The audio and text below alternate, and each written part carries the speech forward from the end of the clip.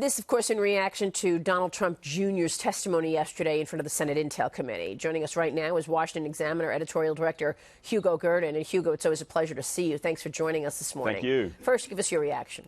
Yeah, look, the reaction to what Trump said is a rather extraordinary one, as has been the reaction often to his unscripted remarks.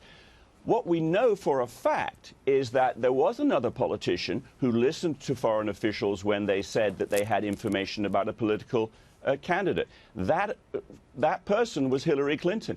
Not only did she listen to what Russian officials and a former British spy had to tell her about Donald Trump, but she actually paid and solicited that information. So somehow or other, it's absolutely amazing, and everyone's hair is on fire when Donald Trump said he would listen. We already know that this happened 2 years ago, and the press is largely uninterested in that. Well, that's what's extraordinary to me. I mean, it's just extraordinary that the mainstream media can do this story and continue to completely ignore what this cabal of people did in the early months of 2016 in terms of informants, listening in, wiretapping Donald Trump, and getting international intel sources involved.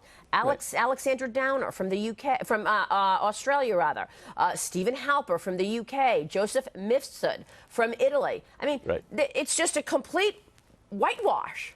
Yeah, look, we know now that the Russia collusion hoax was a pack of lies. We know that certain things in the dossier have been disproved, and none of it has actually been proved. So somebody made this up.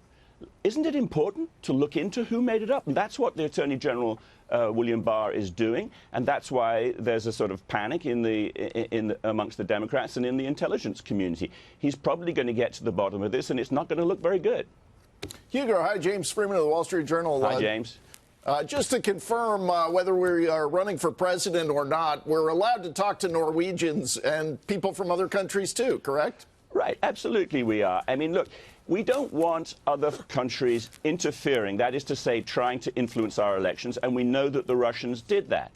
But if someone comes with information and says, you know, listen, I know that this happened, obviously you're going to listen, and if they got it, or if there's a suspicion that they got it through nefarious means, you know, tapping someone's phone or stealing information in some other way, then obviously you would go to the FBI. What the president said yesterday was, maybe you do both.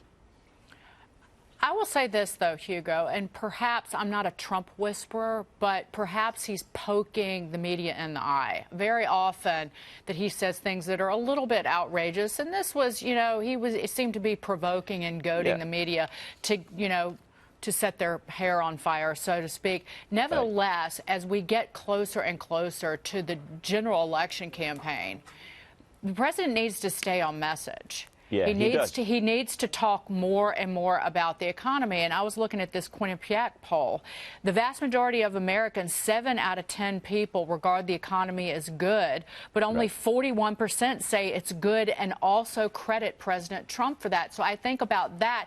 It's like if you at some point he's going to have to stay on message. Whether that happens or not remains to be seen. Yeah, look, Donald Trump is an Olympic-class troll. He knows how to goad the media, get them all sort of riled up, and it doesn't always do him good. I mean, because he won in 2016 doing it, he perhaps thinks that it never does him any harm.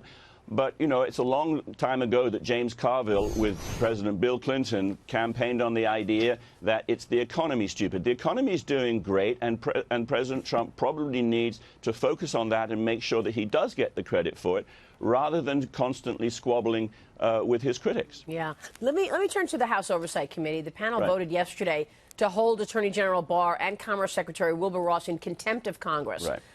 Saying that they ignored the subpoena seeking information on a citizen question added to the 2020 census. This is the Justice Department is looking to question the CIA over the Russia investigation. And, of course, the CIA at the time was run by John Brennan. Hugo, your reaction to both? Well, look, the contempt vote is you know, the House doesn't really want cooperation. They want capitulation. If they ask for anything, they expect it to be handed over. And, of course, there are documents and there are discussions within the executive which are protected by privilege. And no doubt that'll get, you know, litigated. And the president has you know, cited executive privilege on some of this stuff. The Commerce Department has turned over 14,000 or more documents relating to the census question. one of the things that the Democrats want to do, and it's all part of the fight, going up to the 2020 election, is to make it seem like the census question is designed to suppress immigrant votes, legal immigrant votes, not just prevent illegal immigrants from voting. They want to smear the current administration and the president as being anti-immigrant. So that's what the whole census thing is about. But the Supreme Court is going to decide this in 3 or 4 weeks, I think it is. And the census used to have the citizenship question on it, so I think that they'll probably say that it's perfectly constitutional. Yeah, I mean, why can't you have that question on the census? I mean, does it sound odd to you that this is even a problem? But it does sound odd to me because, I mean, look, that's what the census is for. Exactly. You're supposed to be finding out what, it's supposed to just, for you to survey the population. Exactly. Wouldn't you want to know how many of them are American? Yeah. It's a question that used to be asked before 1950s, and also a lot of other countries ask that question, including Mexico. Yeah. It also comes down to the power that's granted to a secretary, a member of the cabinet, in terms of their just general operations of the department that they oversee.